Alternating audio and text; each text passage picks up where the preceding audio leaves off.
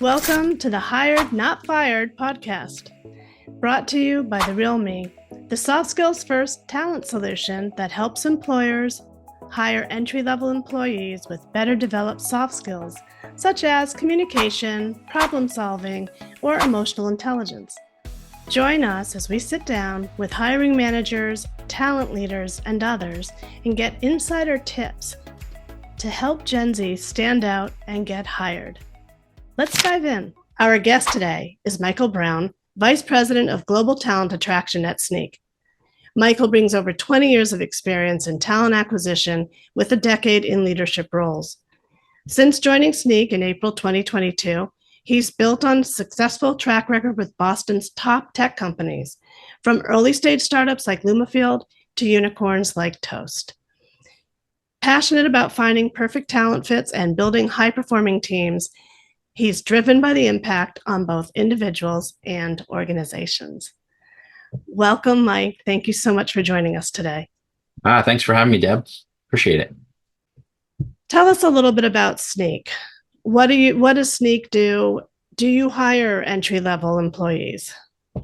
So Snyk is a SaaS developer security company. We build a developer tool that enables developers and security organizations to really confidently trust the code that their engineers are writing is vulnerability free.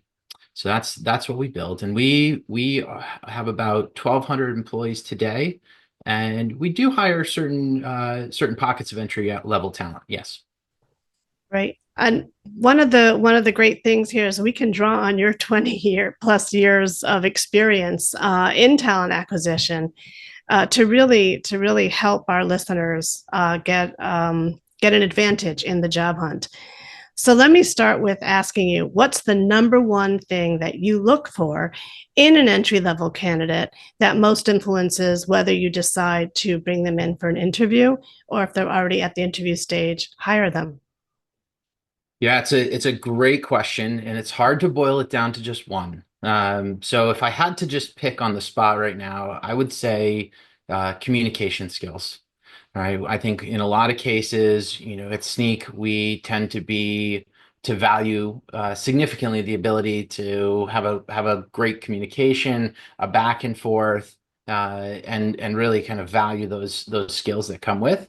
And so I think that's one of the things that we're constantly looking at. Are these entry level candidates able to communicate their experience, the impact they've created, and ultimately, do we see them fitting into, our organization? Yeah, that makes a lot of sense. Communication is so essential. And it's one of the soft skills that, we include in our top 15. So speaking of soft skills, what do you think of all the articles, the buzz in the media that we see these days, talking about that Gen Z isn't prepared for the workplace, that their soft skills aren't fully developed or developed enough for success in the workplace? What do you think of that? I think it really is.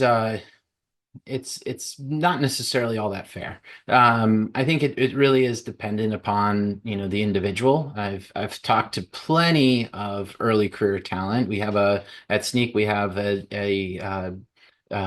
emerging talent programs where we have an intern in a co-op program, and within there we hire great students that are great communicators that have the ability to articulate and are well prepared, or at least they understand their limitations and come looking for ways to build those skills. So I don't know if that's necessarily a fair statement.